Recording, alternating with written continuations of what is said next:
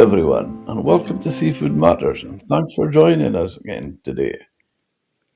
We're going right back to the shoreline, but not for fish. We're talking about dulse, a product that's been part of coastal life for generations, yet somehow sits in the fringes of modern food culture. My guest today is Lorne Hammond, known by many as the Dulse Man.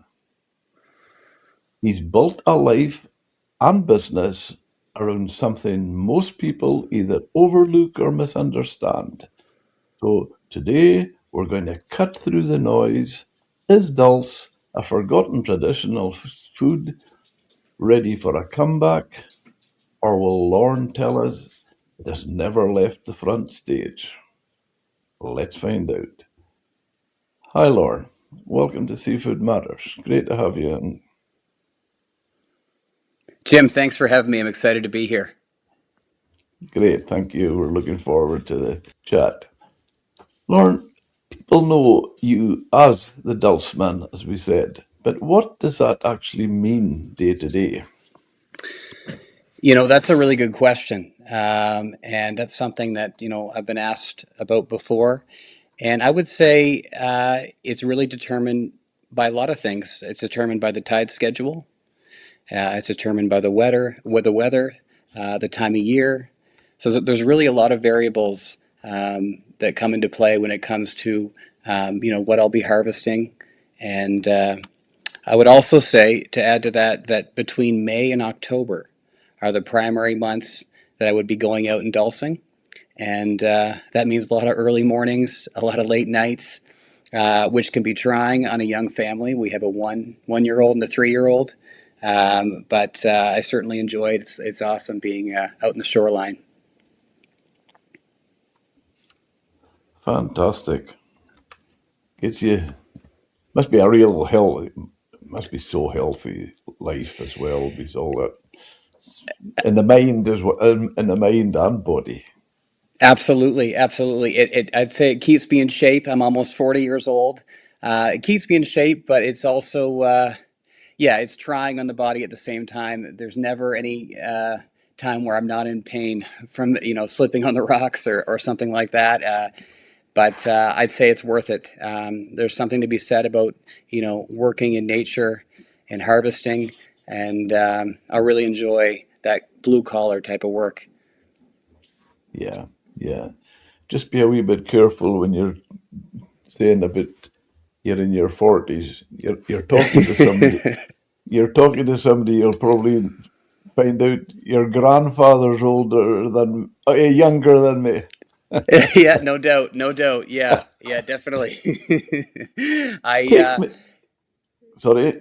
I would say, yeah, this is different than what I'm used to for sure. We moved here, 5 years ago, and prior to this, I worked in funeral care.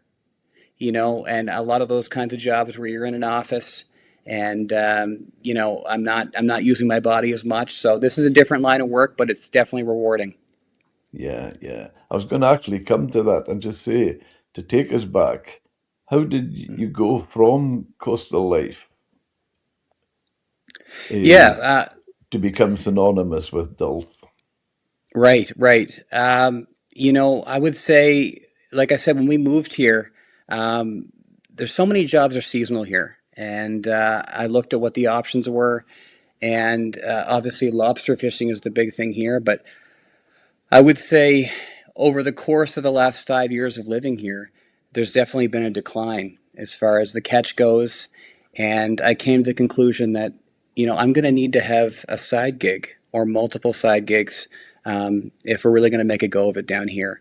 And it was important for me to figure something out to do on the side. And so, like I said, I do work at the funeral home, and it's a small island, but that's something I do on the side. So I'm a local undertaker, and then in addition to that, I work on the boat as well, fishing lobster and scallops and things like that. But then when the summer comes around, my focus is supplying retail stores with dulse, supplying chefs with different kinds of niche ingredients. So Yeah, I really had to kind of pivot when I moved down here and figure out what makes the most sense and how I can make a living. And when you say that, is it only Dulse or seaweed in general? That's a great question, and I think when you talk about dulse, dulse is I think it's synonymous with Graham and Ann, along with lobster fishing. But people don't realize there are so many things on the shoreline that you can harvest when you Yeah. learn to identify what's there. And at low tide, when the beach is the most exposed and you're on borrowed time, you have 3 or 4 hours to start harvesting. There's so many things that you can make money from, and I'll talk about a few of those: nori and sea lettuce, sea truffle, which grows almost exclusively around Graham and Ann, aside from a few other spots in the world. Of course, dulse, Irish moss, rockweed, alaria, different kinds of kelp. You can tell I'm a little bit of a seaweed nerd. Yeah, that's really interesting when you talk about all them. I know exactly where you're coming from. I don't think I'm familiar with all you mentioned there, but it's funny. One of the ones you talk about, sea lettuce. Mm, That's uh, that's really interesting because see, when we were kids, do you know what we used to call that? A tell me, sailor soap. is that If right? if we were going to get a row from our mother when we went home because we were all dirty and black or hands, whatever we were mucking about that, we would Mm-hmm. get what's now called sea lettuce. We would get that Interesting. and into the seawater with the Mm-hmm. Is that seaweed, right? and our hands would be as clean as whistles. Well, that's interesting. I've never heard of that before. And that just goes to show you there's so much versatility Yeah, with seaweed, and not only is there the nutritional properties and the benefits that you get, but you can use seaweed in so many different ways, just depending on what we're talking about. And I think about something like Irish moss, for instance. And I think the scientific name for that is Crispus crondus. And a lot of people get that mixed up with sea moss, which is very popular along African coastlines, in the Caribbean.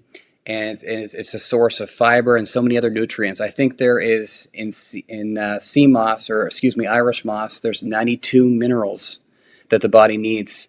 And so not only can you consume it, which is usually consumed through a shake, like a breakfast shake or something like that. I know Jamaicans, they have a special drink that they make. But you also use it in cosmetics and ice cream. And it's interesting. There's so many ways to use it, so many different applications. And but a lot of people around here, they aren't really familiar with it. The harvesters might pick it, but they don't know what the end game is. Where is it going to be used? And there's a gelling agent um, in Irish moss that allows things to kind of stick together, and that's why it's used, like I said, for cosmetics and things like that. So much yeah, versatility in seaweed. It's yeah, interesting. yeah. Oh, definitely. Hmm. We, I can remember, well, my, go back as a child, my grandmother on my father's side, I mean, that was fishing going back generations. And she Mm. would, if she was just say picked mussels or something like that, winkles or that, there would be seaweed in the pan cooking them. Right, right. Yeah, it's overwhelming sometimes when you get down to the shoreline, and in your mind you think I'm going to go harvest dulse today, or Irish moss, and then you see a bunch of periwinkles. You mentioned wrinkling. You see a bunch of periwinkles, which are kind of like a water snail for somebody who's not familiar with that. Or nori or sea lettuce, and sometimes you kind of will pivot mid tide and pick something else because there's abundance of it. But and that's Graham and Ann for you. The ecosystems are so interesting and so plentiful, and it's a lot of fun. Hey, we brushed on it earlier. What I was going to ask you as well, Lauren, are you familiar? Have you with? we find here is that I could go back to many of the beaches I foraged in and played in, whatever, and there would be a spot where we would get dulse, not the whole beach. We in Helmsdale, the village I'm from, we had we called it the Dulse Rock.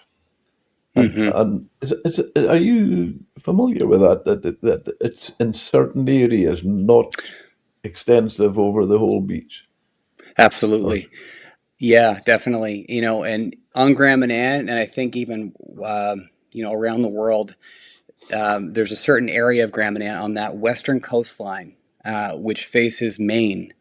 That's world famous dulse, and that dulse that grows along that western coastline is actually the same dulse that the indigenous Passamaquoddy natives used to come over by canoe from Maine, and depending on the season, they would come over and they'd harvest seaweed, and dulse was such a big part of their diet. And that was just over 100 years ago. The last known sighting of the Passamaquoddy was early 1930s, coming over here and harvesting. And interesting enough, so many years later, a lot of the locals use those same harvesting and processing methods. And but yeah, so there's that well-known area on that western coastline, but also even in neighboring islands around Grand Manan as well, you can find not only dulse but other seaweed varieties. So there's definitely known spots, and then there's other spots too, which I would call honey holes, where people will go and they try to keep these spots secret, but you're always going to have other harvesters that follow you to certain spots because they saw what you had harvested the day before. So that's Grand Manan, right? So yeah, there's certainly lots of different varieties and lots of different places you could pick. it's, when you talk about islands, do you know? And are you familiar with our area, right in the very north of Scotland, and north of us, there's a group of islands called the Orkney Islands. I don't think There's I am. No. Okay, there's one of them, one of the islands, North Ronaldsay, and they have their own breed of sheep there. And would you believe it, Lorne? The fence is round the island, and the sheep cannot get off the beach because they're on the outside of the fence on the beach. Wow. They can't even get in past the fence to eat pastures. That sounds like Alcatraz for sheep or something. That's funny. Yeah. Wow. Wow. And That's. they make a enormous price for them. They have a Mm-hmm. huge Mm-hmm. name, but that's not sticking to dulse. That's just seaweed. And but even in the like of the Faroe Islands and Mm-hmm. also Iceland and Greenland, Mm-hmm. there's Mm-hmm. a they have a over the course of the year, the sheep will have they'll be so long on the beach, Mm-hmm. certain time on the pastures, and then a certain time on the hill. So Mm-hmm. Mm-hmm. they would be in the mountains on the hill. So that would be three different places they would be eaten over the course of the year. Mm-hmm. And let me tell you, the I think that they're all superb, but the Mm. Scandinavia, Iceland, and Faroes, they reckon Greenland lamb is the number one. Isn't that interesting? Greenland lamb. That's neat. Okay. And I really like that you brought up livestock. I wasn't going to touch on this, but livestock can actually eat different kinds of seaweed varieties. And it shouldn't be a primary feed for them. It should be something that supplements their feed because it's so high in iodine and other things that would be more conducive to the diet for you or I.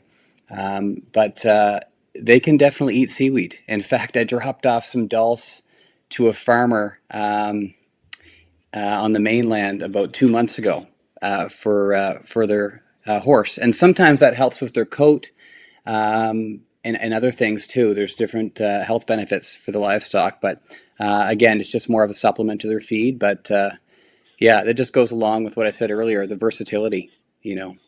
Yeah. Yeah.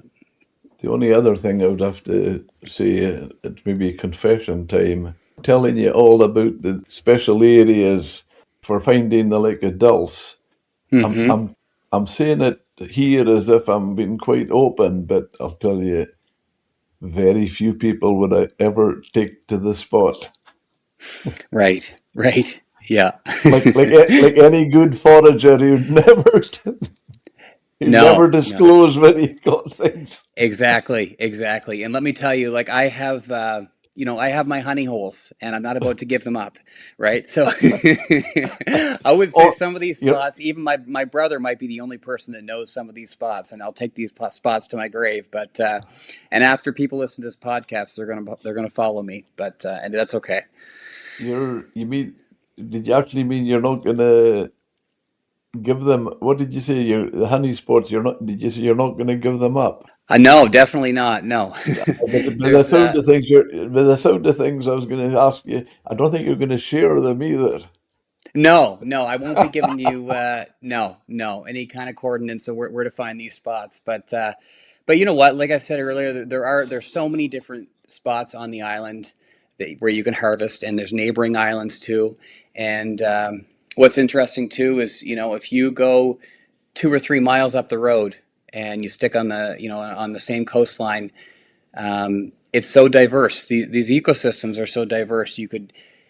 There's lots of product wherever you go. So there's no shortage of areas, and despite the fact that this is kind of the main economy in the summertime, there's quite a few harvesters. There's lots of different places where they can pick. So yeah, that's not a problem at all.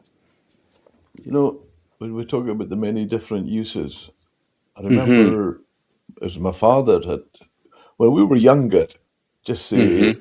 getting early teens and when we're wanting to get pocket money. I mean, when I hear what pocket money children get now, I'm almost staggered with it because when I was that age, and Mm-hmm. people obviously not just me, but everybody that age, if you didn't work, you hadn't got pocket money. So we used to go down to the beach, pick the winkles, and Mm-hmm. my father showed me how to. We have one tangle, is what we called it. There's a there's a stem, quite a hard stem on it, and a long flat leaf. Mm-hmm. He he had shown me how to set it in pools where I would maybe get winkles.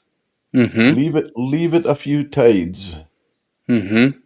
come back, pick up the tangle, put it into the bag, shake the Mm-hmm. tangle, and you would fill it with winkles. They would, Absolutely. they would stick to the. Yes, that makes so much sense. And when it comes to kelp, I think that might be what you're referring to. There's certain kinds of Yeah. kelp that you find in these little tidal pools, and sometimes it's a matter of flipping over the kelp, and there's dozens of periwinkles that are just sucking the nutrients out of these pieces of kelp. And that probably sometimes influences their size. I don't really know the science there, but it probably affects their size. But I can tell you one other thing. We don't want to sway too much from Dulce here, but you mentioned the periwinkles. Um, this is something I learned recently from a friend of mine, that the size of the periwinkles is really determined by how much exposure that coastline has to swell, tides and things like that. And if this is a coastline that's majorly exposed and it's just all ocean and it's just getting hammered all the time, you can expect those periwinkles, those wrinkles, to be massive. And of course, that's beneficial for the harvester, because when you go to process these periwinkles, there's regular size and there's large size. And when you're shaking them down, you want to have large periwinkles because they pay 30 cents more than a regular size periwinkle per pound. So um, that's interesting. You mentioned about that kelp. But that's a big part of the diet for these little water snails, these periwinkles. Fantastic. But as you said, we're straying off Dulse. For If I could ask you now, Lorne, for anybody who never tried Dulse, what would Hmm. you say Dulse really is, and why should they care? Yeah, well, like I said, not only is it a big part of the culture here, but it's something that is used in culinary, in application within the kitchen. You can use it to elevate the flavor profile of the food. You can snack on it. It's funny, if you were to be hitchhiking down the road on Grand Manan Island where I live, um, which is very common here and very safe. A lot of people hitchhike if they're going to the grocery store. It wouldn't be uncommon during the summer months to see a handful of dulse on the dash, and somebody's just snacking on it. They just leave it there. Um, that's kind of how it is down here. So, yeah, it's such a big part of the culture. And on top of that, too, about 95% of the supply of dulse in the world comes from Grand Manan. And so that just goes to show you, how important it is. And but unfortunately, I would say, in recent years, there's definitely been a difference in the harvesting. I would say more people are harvesting more than ever now, and that's definitely had an effect on the growth and the quality. There's different people that you could talk to who have been dulsing for 50 years of their life, and they would say, back in the 70s and 80s, dulse would grow to 3 or 4 feet in length. But now people are harvesting earlier in the year, in April and times like that, where I would say a lot of the product is still in its infancy stage, and it doesn't really get a chance to grow to full maturity, and it's just being scraped off the rocks. So it's so important to hold off and let it grow a little bit, and then you're going to get the best quality stuff. But yeah, no, it's a big part of the economy here. It's a big part of the lifestyle, and its versatility. It's shipped all over the world too, and yeah, Graham and Anders, I think, are proud of it as a product. They're proud of it.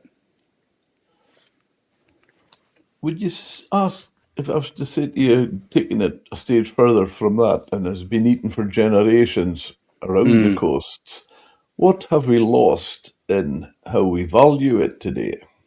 Or have we hmm lost it? Or have we lost anything? That's a great question, and I feel like somebody like my father could probably speak better to that. He's somebody who harvested in the 1980s and the early 1990s.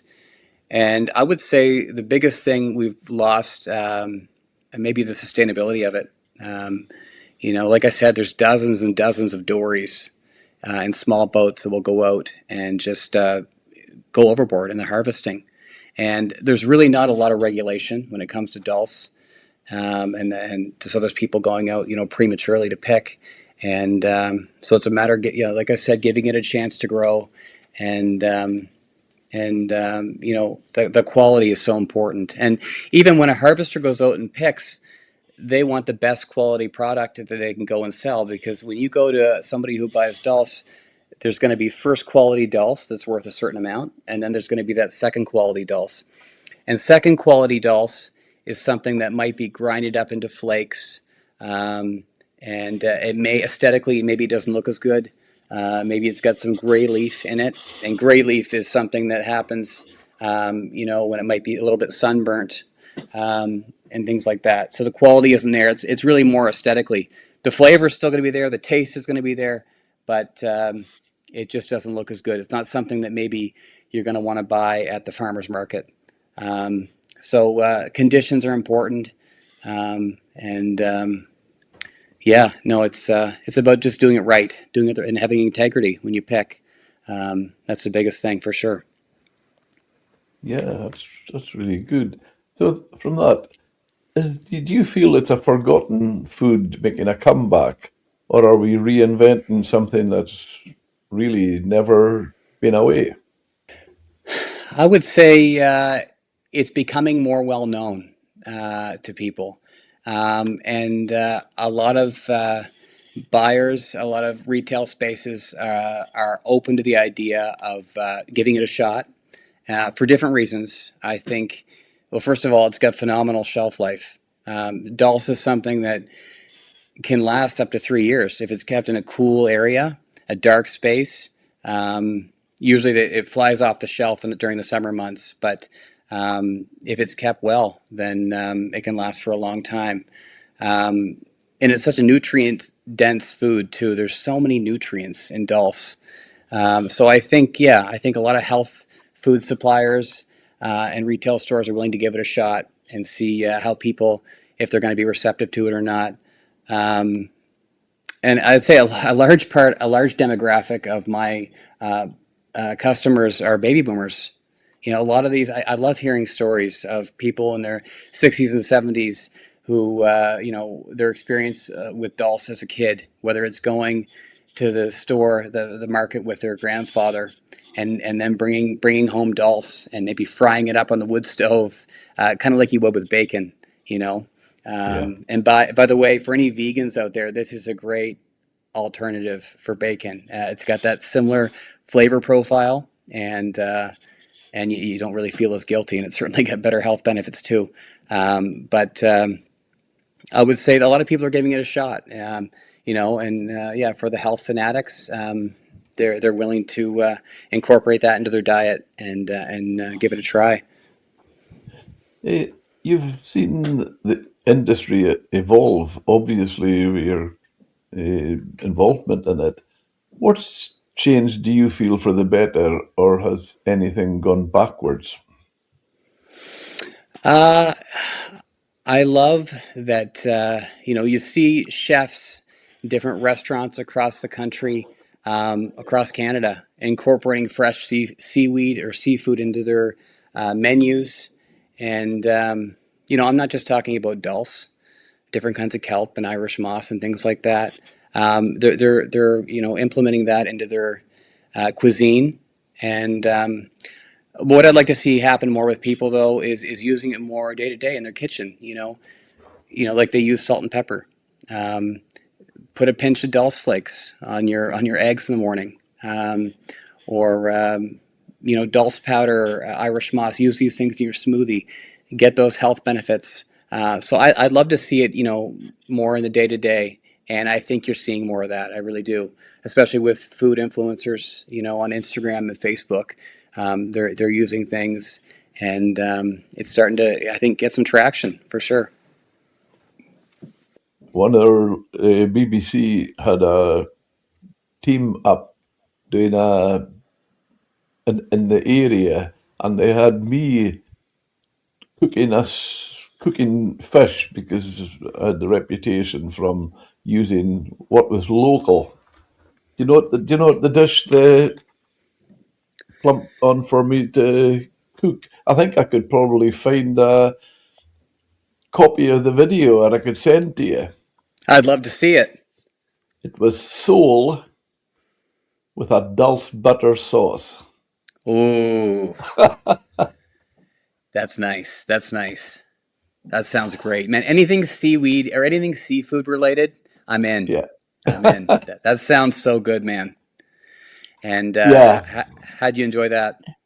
Oh, it was fantastic. But Mm-hmm. they weren't needing, they had no trouble. They didn't need to convince me of that because I used seaweed so much Mm-hmm. when we had the restaurant. Mm-hmm. Even if it was sort of oysters, there would be an bed of seaweed. I love that. I love that. That's Yeah. great. Yeah. It's neat how you can garnish food with something that you just harvest along the coastline, and it's also interesting too. You talked about that dish with the sole. You you probably don't need that much dulse or that much sea truffle or because the flavor, it doesn't take much to really elevate that flavor profile when you add something like that. That unami flavor profile is strong, and it's just having a little bit of that subtle flavor. to add to a dish, and it goes a long way. It really does. I think even recently we talked about sea truffle a little bit. I had some sea truffle, which is one of the products that I harvest. It was showcased at the Canadian Culinary Championships a couple months ago, and it really took off. I think since then, there's a lot of people, chefs in particular, that reach out to me out of curiosity. What's the deal with this? How can I use this? And so that's been something that's really really taken off in recent months. And like I said, you don't really need too much of it. And with sea truffle too, it's got such a potent flavor, and it's not like dulse. Dulse kind of has that salty flavor, and with dulse you can snack on it and things like that. Sea truffle is more of a garnish. That's something that you would just use in such a mild way for a dish, and it's a bold flavor, but it adds so much, especially to different seafood related dishes. Yeah. When you're saying about snacking, I Mm-hmm. remember I was doing a lot of business with the Faroe Islands. That's you could say from looking at the north of Scotland and Iceland, Faroe is right in the middle.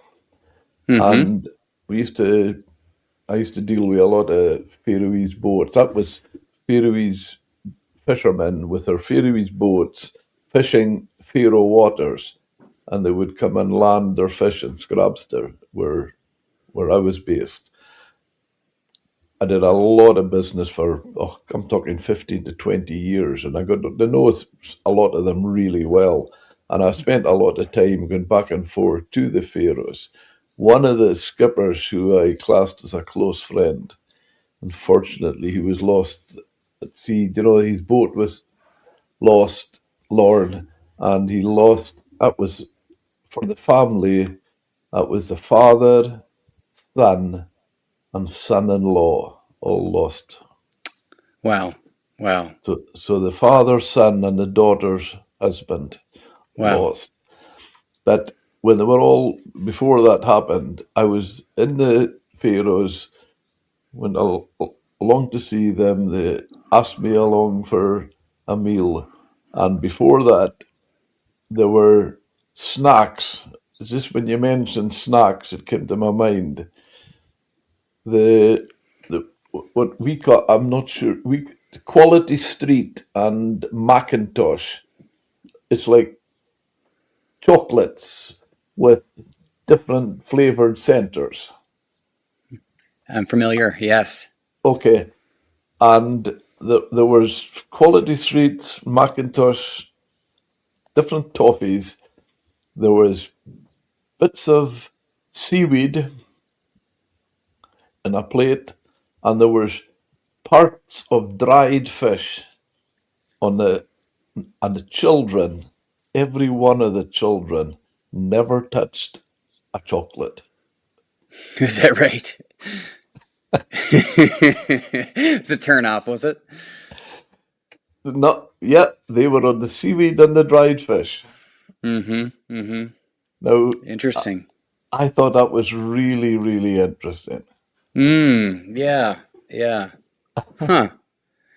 That's different. That's different. I think that's just that's our culture. But my goodness, how good is that for them? Absolutely. Yeah. No, definitely, definitely. I mean, I'll eat anything as long as it's not onions. That's one thing I've never liked. But yeah, it's interesting how people use seaweed in culinary cuisine. Um, even yesterday I had sprinkled some dulse flakes on my popcorn, and you can find different creative ways to use it and get those health benefits. But I've never heard it paired with fish before. That's really neat. Okay. Dulse is often talked about as a superfood. I think it Mm, is. Do you buy that, or is that marketing getting ahead of reality? Do you feel that? 100%. It's loaded with nutrients. It's Yeah. high in iodine. It's a great source for iron. especially if you're, like I said, a vegan or a vegetarian that doesn't eat red meat. It's high in those nutrients that sometimes they don't find elsewhere.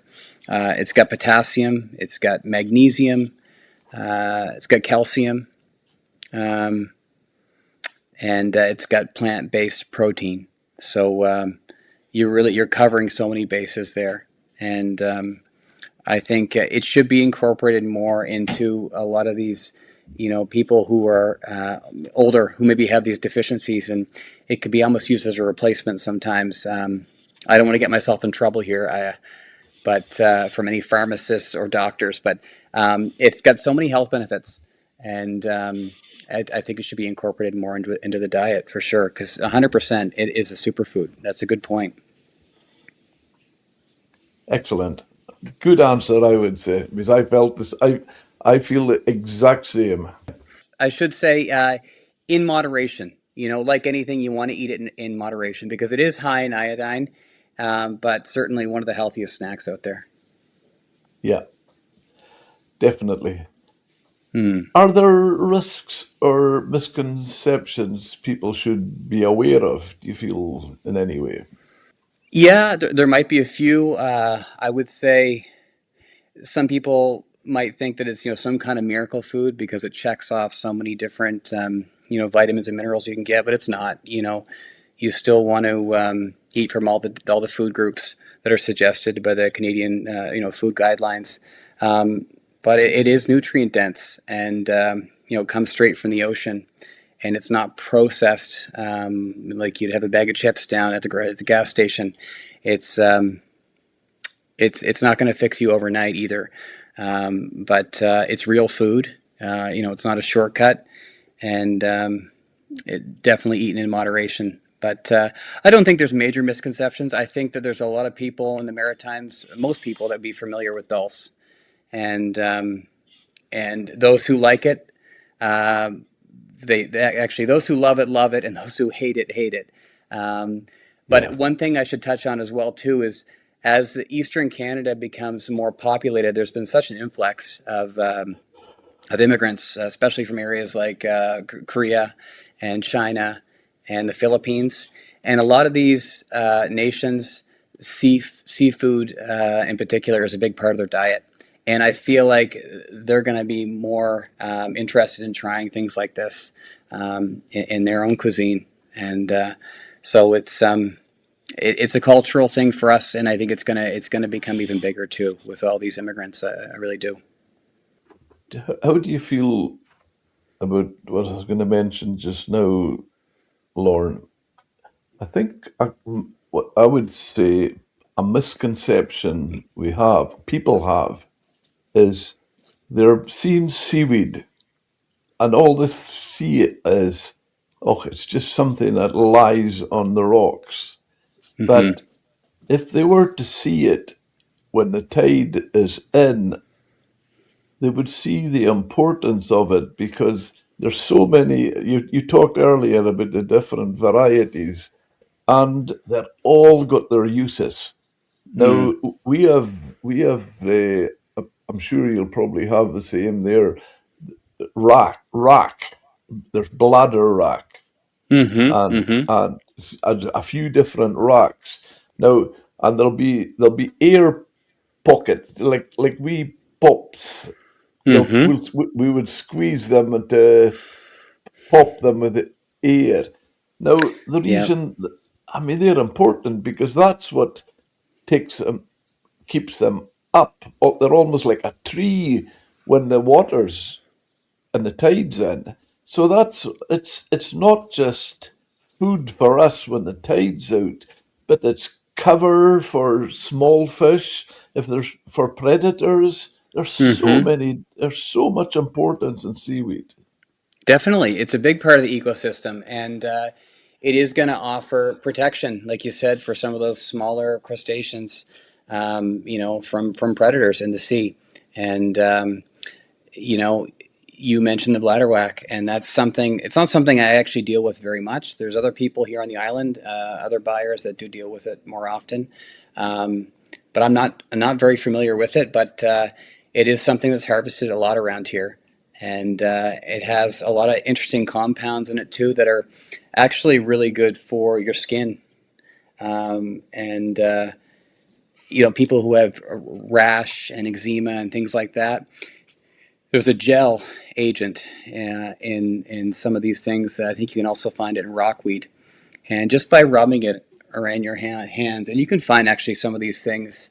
They'll extract the compounds out of these different seaweeds, and they'll put it into lotions, and it's just got incredible benefits for people who have skin issues.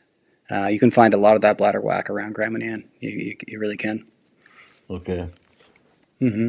I mean, as children, if we fell on the rock and cut ourselves, cut a leg or that, it's a bit of seaweed, we would wrap it round it. No bandages or plasters. Definitely. That's funny.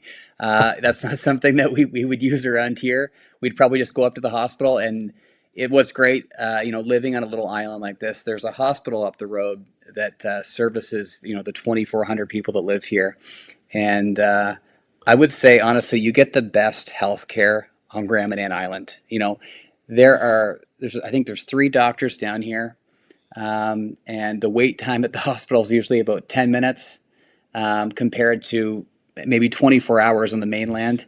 But if there was a big buildup of people who needed injuries to be dealt with, I think they would probably just get onto the shoreline and they'd get covered up with seaweed. That's a good alternative for sure. I would just be careful how far you go with that one, or you're going to find yourself all of a sudden overpopulated. Absolutely, yeah. There's not many people, countries, never mind regions, could make that claim. In No. fact, I'll tell you, we have it's a joke. It's a joke. It's not real, but Mm-hmm. it's pretty close to the truth. Mm-hmm. It, and, Mm-hmm. and it's a joke that's been born from the situation we have in the UK just now. Right. Okay, this guy came through and he says to his wife, "You fancy a bit of fun?" "Yeah, I always fancy a bit of fun." "How do you fancy we play doctors and nurses?" "Yeah, that would be good. That would be cool." So he said, the guy, he gets his wife, lays her on the bed, wheels it out to the hall, and leaves her for 48 hours. I didn't know where that joke was going, Jim, but that's good. That's good. Yeah. And unfortunately, very much the usual now. If somebody's taken to hospital, they'll be in the corridor for a day before they get Right. before they get looked at. Yes. Yeah. Definitely. Yeah. So that's where that one came from. That's great, man. That's good. That's good. Any seaweed humor, I love it. Yeah, that's good, man. Is wild harvesting of dulse sustainable at scale? If I grew up harvesting this stuff 40, 50 years ago, I'd probably have a different answer now. Um, I would say as long as harvesters can respect the environment and sustainability is valued, then maybe we can get back to a better place. Maybe these are species that can be scaled at a greater level. But I think the big thing right now is respecting the seasons and not going out prematurely to harvest. Um, but I think a well managed wild harvest can be extremely sustainable long term. Um, but it's a matter of like anything you do it with integrity and Yeah. definitely. So I think it's just your approach, and but I'd love to see it scaled, even more than it is now, and I'd love to see it more well known. But we'll just see how that plays out over the next few years. But it'd be interesting to see how that goes. With that in mind, Lorne, and Mm-hmm. for Mm-hmm. a guy like yourself, who is real hands-on with it on the beach, Mm-hmm. would you not feel? Now, I'm not going to start getting political here, but we use it a lot. because we're very much, our politicians are very much environmental driven, more so Hmm. than, and as we say here, there's a massive difference between a fisheries science and environmental science. Hmm. Hmm. But without trying to come from one side, do you know Mm. feel at times people don't give nature as much credit and credence as it should get. Definitely, definitely. And when people are motivated by greed, then a lot of these regulations and thoughts about things just kind of go downhill. And I think a lot of policies and advocacy around seaweed, it's important to consider. Like I said, the seasons and stuff like that, and you know the result of how things have been going over the last few years. It's not the way it was. Like I said, 40 years ago, and for instance, seaweed gets lumped together, by harvesting dulse. It's completely different from cutting kelp or dragging for other marine resources. And so it's important to go about it in the right way. And dulse, it's hand harvested. It's selective, and some species tend to regrow quickly, and others don't. And I would say dulse is such unique species, and so you can't really compare apples to apples because it's Yeah, every species is so different. So it's important just to be familiar with the guidelines. And there really isn't a lot of regulations around these kinds of things. So it's more about just like a gentleman's agreement. We're going to go out this month to start harvesting. We're not going to go out a couple months before and try to beat everybody else. It's May now, and I haven't gone out yet, and I want to wait till the end of the month, and that's kind of how it should be, I think. yeah, yeah, definitely. I mean, one of the things, okay, it's not seaweed, it's not dulse, but what's come to my mind when I was asking you that is we had a situation over here where they were, the razor clams. Mm-hmm. They were, and they were putting a shock. No, there was boats and had a electro fishing, they were calling it. They were putting a cable out the boat and a charge, and it was giving a shock. And they reckon it was for a razor clam, and the environmental groups and all this, the people who were up in arms about this, so that they got it banned for a while. And there were certain beaches where they were still actively doing this electrofishing for razor clams. And it got to the stage, Lorne, where even the compliance officers, they are trying to stop this happening, had to admit, and one of them openly admitted it, said it to me, that they were finding, even with the electro fishing and the amount of razor clams, they were almost just dredging up. And obviously a catch rate way, way beyond hand picking.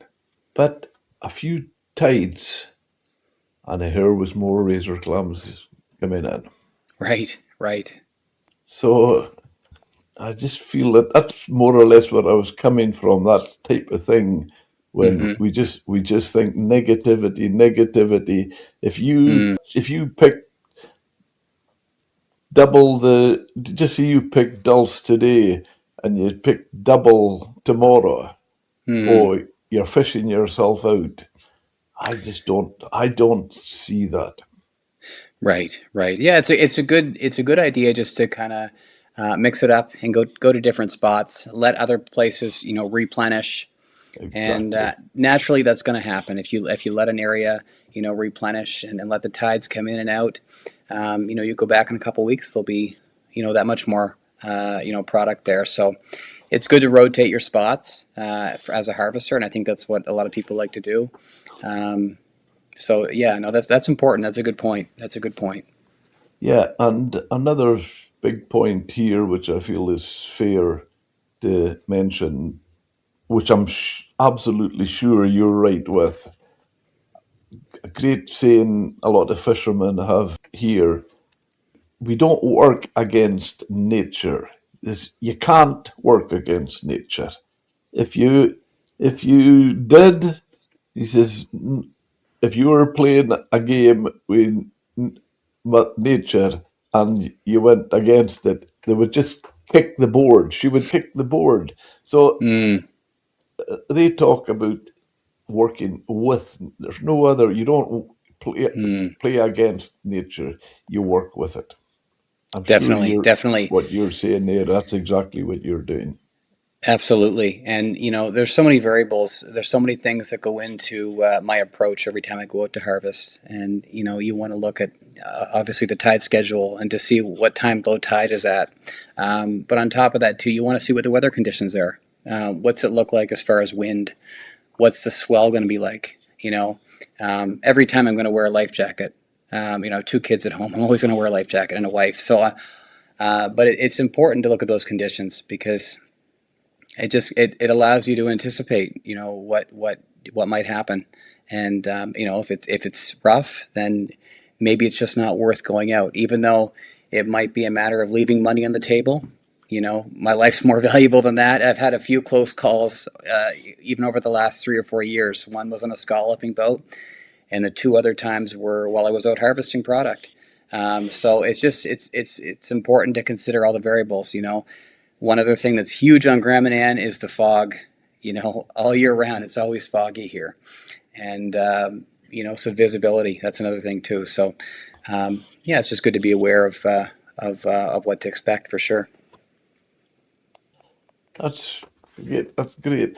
Is there actually a viable market for dulse beyond sort of niche buyers?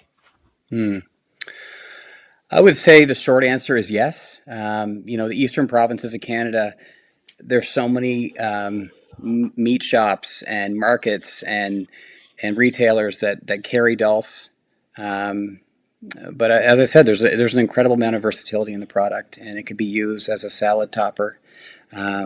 Yeah, it could be used, like I said, in livestock feed. So yes, there is a viable market for dulse. It's about knowing what it can be used in and how it can benefit you. So if you understand those things, then I think there's going to be more awareness about it. Um, yeah, it can certainly go a long way for sure. It's really interesting. And from what you've said before, do you feel where you are, that's one of the prime areas in the world? For harvesting dulse. Yeah. Yeah, definitely. The majority of the dulse that's harvested in this world comes from Grand Manan Island, and that gets shipped all over the world. And there are, big companies that produce vitamins and protein shakes and things like that, and they incorporate not just dulse powder, kelp powder, and things like that because of the how nutrient dense it is. It's phenomenal, and I think when people start to realize, all the different usages, I think you're going to see, like we talked about earlier, we're going to see it's hopefully scale, and it's going to become, that much more known around the world. There's so much potential there. The area I live in here, north of Scotland, there's a company who are actually producing, we call them crisps, snacks, bags. You could get salt and vinegar or ready salted. Do you call them crisps? I know. or chips. Yeah, would it be like a kettle chip, or are we talking something that's like a seaweed, though, like a seaweed chip? Well, there's a company here that that's what I was going to say. They make seaweed. Dulse flavors one of them, and it's sure they call themselves. If you wanted Interesting. to uh, have a look at it and Google it, and yeah, they make a Dulse flavored crisp, what we call That crisp. sounds delicious. If you pair that with what kind of beer would you pair that with, Jim? Uh, well, I think that's a matter of taste. I would have that way. When we talk about beer here, it could be a brown ale, or I would have a Mm, what we call a lager. That sounds great. That sounds awesome. I there's nothing that beats having a brewski on the deck in the summertime with Dulce. They just pair so well together, and yeah, that's one of my favorite snack pairings is a beer and some Dulce. That sounds great. There's a close friend of mine. He's not doing it now. It was various things happened, but he was making his own craft vinegar, Hmm. and one of the flavors, which was absolutely to die for, smoked dulse vinegar. Wow, wow, wow! I love that. Whoever does like product development in Scotland, um, I would love to meet them. All these different things, smoked Dulce. This sounds great. These are And great ideas. I'm not sure why Canadians haven't picked up on this. This well, sounds do you know what he delicious. was? Do you know how he was? What he was smoking them with? Tell me. The chips from whiskey barrel. Wow. Wow. And you've tried that before, have you?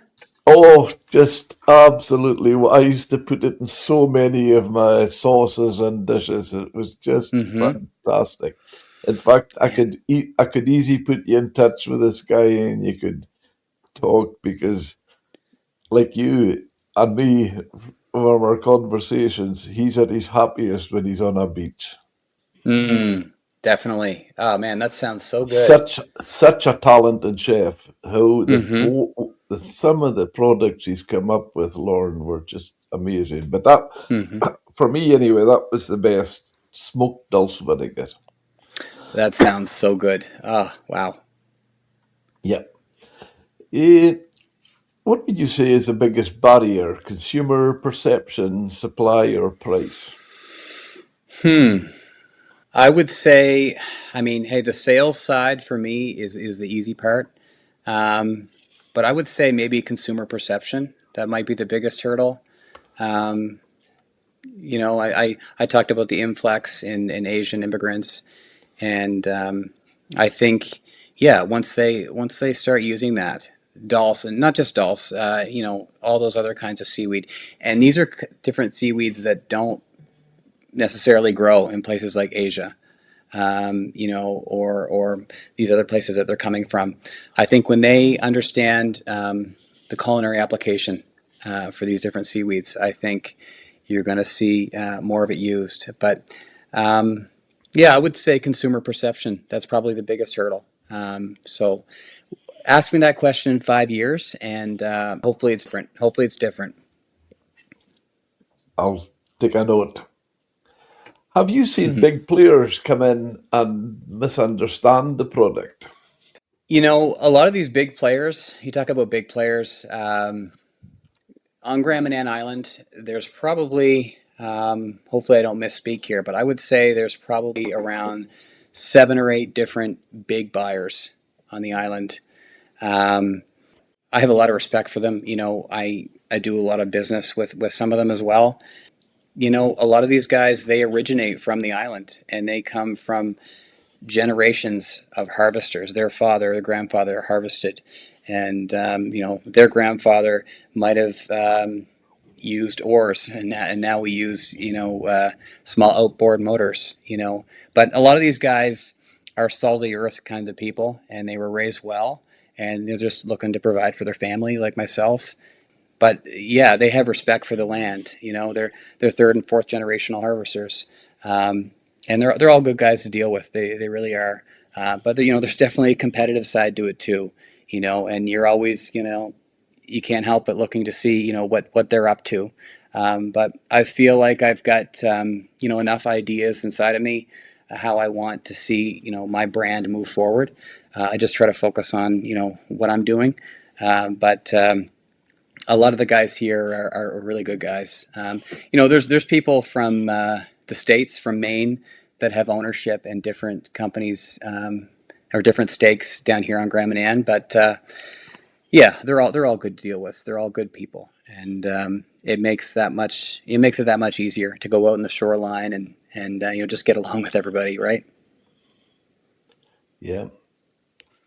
What's the right way to eat dulse in your mind, and what are people getting wrong, perhaps? Mm. Well, I'll tell you, there are numerous ways to eat dulse. I mentioned earlier about how you can fry it on your stove, which probably is something that was more well known or seen, 60, 70 years ago when more people had wood stoves.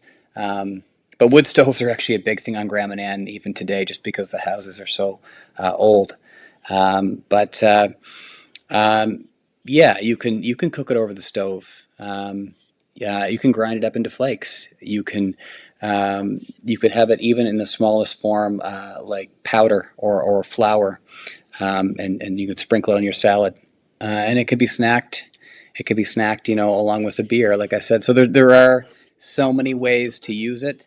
There's no right way. People just have their preferences, and it's always interesting to see how they use it. But I would say generally it's eaten as whole leaf, and that means there's nothing. It's not grinded up at all. It's just eaten the way it was dried. Great. And if, just say we handed or I handed dulse to a top chef, what would you expect them to do with it? Hmm, that's a great question. And I have some friends who are chefs, and I think that might even make them think too, because I don't think that dulse is used in Michelin star restaurants like maybe other seaweeds are, like maybe you see sea truffle, the way that's used. Um, so I think there's maybe ways that haven't been discovered yet on how you can use dulse in cuisine. But I think it can be used in soups and things like that, especially when it's ground up. But that's a really good question, and that's something that I'm going to have to look into. Believe it or not, Lauren, there's a one of the, well, its reputation now as one of the top restaurants in Scotland, and its name Dulce. No kidding. Yep. Now I've never been there, so I don't know their use of Dulce, but I'm certainly hoping to be there and talking to them. So I hope it's not just a word that sounded good. But it's a Right, seafood right. restaurant. It's a seafood restaurant, and Yeah, I get yeah. it gets great reviews. Hmm. That's interesting. I'd love to see their menu. I get the sense that, yeah, like you said, seafood, and I'm sure they implement a lot of seaweed in different ways into their menu. Maybe they use it for broths and soups and stuff like that. But man, I would love to get a hold of one of their menus. That sounds really good. Well, I'm sure it'll be online. Dulce is the name of the restaurant in Mm-hmm. Glasgow. That's delicious. And this is interesting too. You mentioned early in the conversation that dulse is something that you could find around Scotland and some of those areas. I had no idea. I didn't know that's something that you could All right. find in that part of the world, but it makes sense. I can see ecosystems being similar to what they are here, that cold water. And I think that's when seaweeds like dulse excel the most, when they're in those cold conditions. Yeah. Hmm. Could can dulse ever become a staple food, or will it always sit on the edge? I hope it becomes a staple food. Yeah. But because it's got such a unique taste, that's a good question. If you asked my wife that, I think she would say no, because she's not somebody who really favors seaweed and seafood. But I hope it's something not just enjoyed by locals, but also by tourists and people who live in the more urban areas. They don't have a history with it, you know. So it really is a cultural thing here. And if it's something you're trying for the first time, it might take you a while to really get warmed up to it.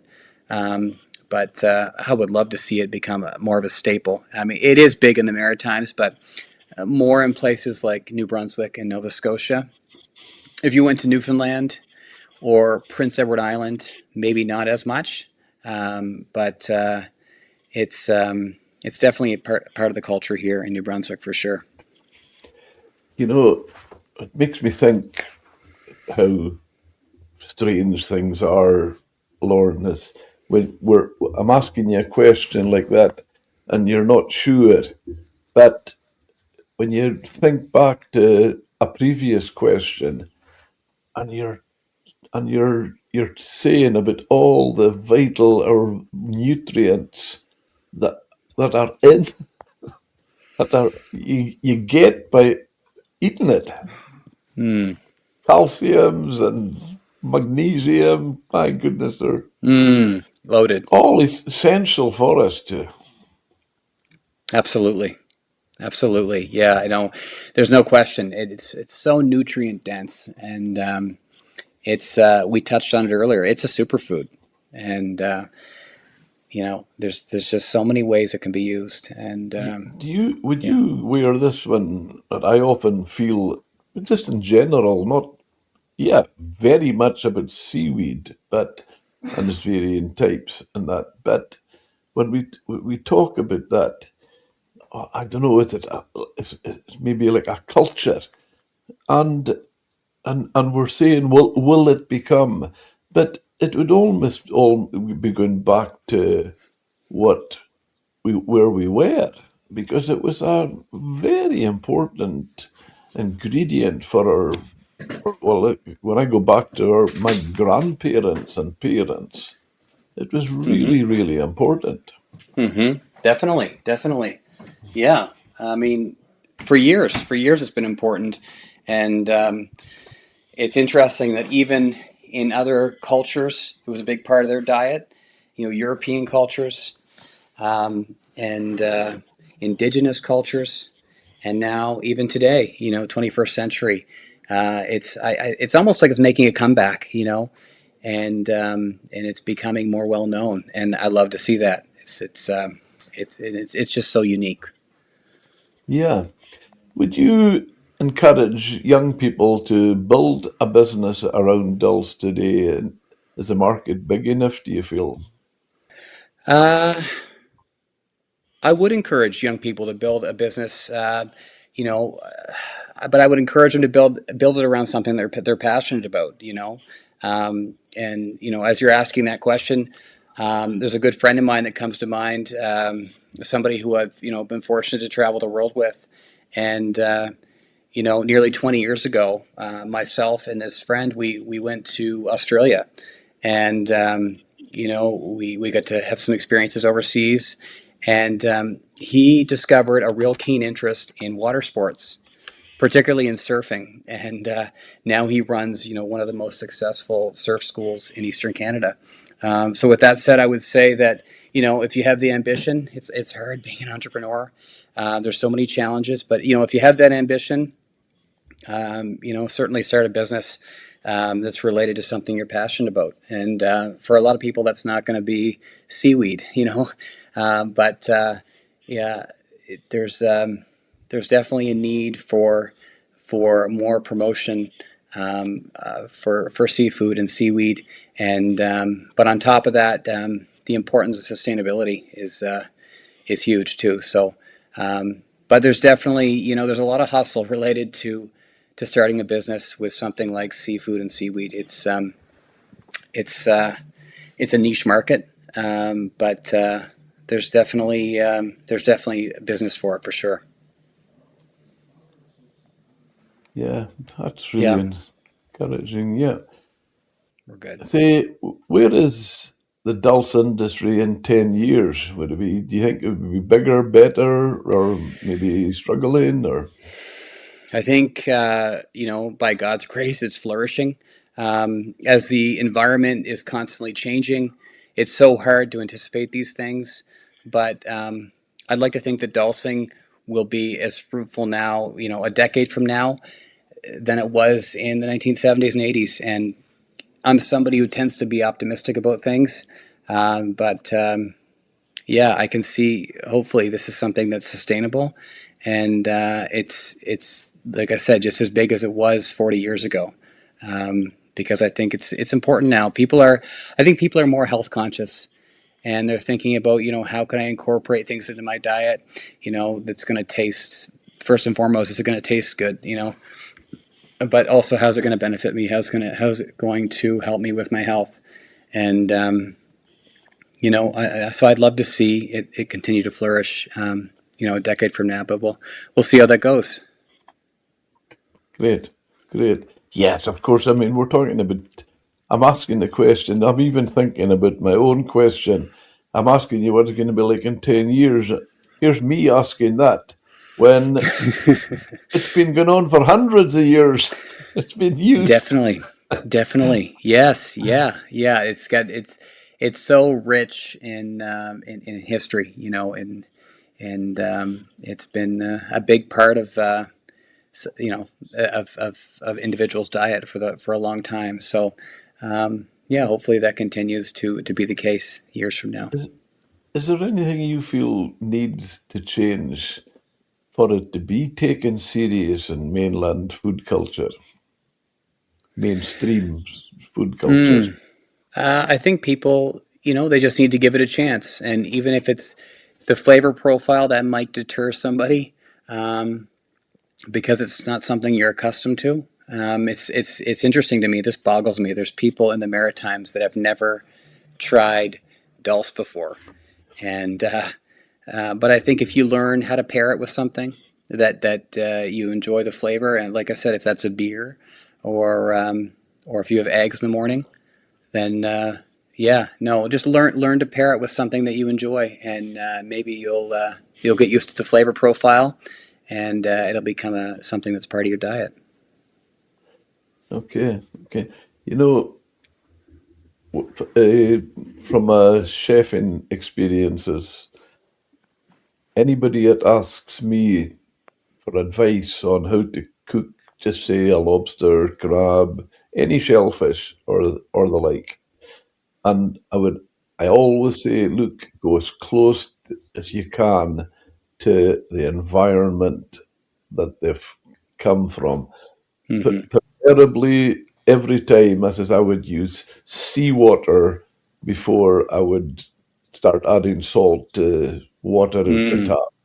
And I says use seaweed or anything like that, even better still. Hmm. Hmm. I said, are you for that? I just keep everything to the environment that it's been grown and brought up in. Definitely, definitely, it's important that to eat things that aren't processed, right? And it's funny, people who eat lobster down here, they will often boil their lobster in salt water, rather than adding salt to the water. And yeah, the closer you get to farming and seafood and things like that, it's only going to benefit you, and I'd love to see more of that. Eating local. It's so important, and I think it's becoming bigger now than it ever has been. And I think a big reason for that is social media. People promoting things, and but yeah, supporting local businesses. I can't be more of an advocate for that for sure. Lauren, what does Dulce mean to you personally beyond business, apart from the very name you've been given, the Dulce Man? It impresses me. Right, right. Oh man, yeah. So there's definitely a lot of pride for sure. First of all, pride for coming from a place like Grand Manan Island. It's just got, there's so much beauty here. And, and Dulce is synonymous with Grand Manan. And, so I think not forgetting your roots. It's so important, to not forget where you came from. And, I'm proud of what I've done so far. And hopefully this brand, the Dulse Man, hopefully this continues to grow and become something that, maybe you're able to pass down generations from now. But yeah, certainly proud of it. And how it's grown over the last couple of years. I really appreciate there's a lot of people that I could give credit to, different friends who have helped me and encouraged me along the way. But yeah, just an incredible amount of pride, and even though it's just a side hustle for me, it's something that I enjoy. And I've got this hat that I wear sometimes. It's got salt stains on it, but it's a little logo of me in a dory, the Dulse Man. And Brilliant. it's awesome. Yeah. My wife says the hat smells like salt, and anyway, but I wear it and I love it, and so certainly proud of the brand, and definitely want to continue to ride the momentum that I've had over the last couple of years. That's fantastic. Well, honestly, Lorne, I think you've every reason to be proud of what you've done. And I think credit to you as well. It's such a good, healthy life you're living. And, you know, physically what you're doing, but your head's in a good place and doing something that you're passionate about. That's important as well. Absolutely, absolutely. Yeah, I would say the quality of life down here. People who work around the water, and they're being active. It really speaks volumes, and I think there's so many benefits to it. So it's definitely, it has me in a good place in life, mentally. Being around, smelling that salt water, and I talked about how some of the most famous dulse in the world comes from that western coastline of Grand Manan Island that faces Maine. And when you're out there, sometimes you kind of get these vibes like you're in Jurassic Park. There's cliffs, there's sea life, there's seals, and it's such an epic scenery that you're surrounded by, and that really adds to the experience. And really fortunate to be able to enjoy this in this season of life. With talking to you and going through the things that we've talked about, I'm actually starting to feel now myself, maybe although I've never thought a lot about it, I've had a pretty good life. Definitely, definitely, yeah. And you understand, you can empathize with a lot of what I'm saying too, because you grew up around the water, and a lot of your memories are they take place around the water. And you mentioned about your dad fishing and working in the restaurant industry, and you understand the hurdles and the sacrifices and the risks, and but certainly it's a good place to be in life, to be on the coast. I love it, and it's it's special. Well, if you were open for advice, my advice to you would be don't change one thing you're doing. Thanks so much, Jim. I appreciate that, man, and I'll take your advice. Good on you. Lord, where can our listeners follow you online and have you a social media presence? Absolutely, yeah. So I'm on Instagram as the Dulse Man, and also on Facebook, and that's really where I deal with a lot of orders is Instagram and Facebook. So yeah, you can definitely communicate with me through those platforms, and I'm pretty receptive. I'm pretty quick to respond, and or by email as well, which is Lorne, my first name, Lorne, JWH @gmail.com. And, if there's different viewers out there that have questions about seaweed or dulse in particular, or inquiries, I would love to hear from you. So definitely reach out, and would love to share with you a little bit about my knowledge for the product. All sounds fantastic. And I have to say to Lorne JWH, I've got this feeling it's not the last time we're going to talk together. I hope not, Jim. And on that thought too, I would love to send you a bag of world famous Gramadan Dulse from the Dulse Man. So after we're done with this episode, I need you to send me your mailing address, and I want to send you and I want to know as far as flavor profile and aesthetically how different the Dulse is here from what you're used to growing up on. And I want honest. I know it's going to be hard for you because I know there's a bias there, but I want to know how different it is than the Dulce you're used to. So I'm going to send you a bag on the house. That sounds. I feel a little bit guilty from the point of view. You would have maybe a different way of saying this, but what we say in the UK was, do you not feel it would be like selling coal to Newcastle? Because we would talk about putting coal to, that's talking about coal to an area that was mining their own coal. Right, right. So, but I love the challenge that you're actually. Am I right in saying you're sending it to me because you think yours is better? I I love that. Respectfully, I do. But I'm going to let you be the judge, though. You be the judge, man. I love it. I love it. I love it. Awesome, Well, awesome. thank you so much, Lord. We'll fold up with that and really enjoyed it. And as I said, no bullshit. I do feel we have a lot to do in the future and a lot to talk about. A lot of the guys are telling you about the thermit and the vinegar and stuff like that. Put you in touch. No, I think it's been fantastic. Thank you so much. Cheers, Jim. All the best. Thank you.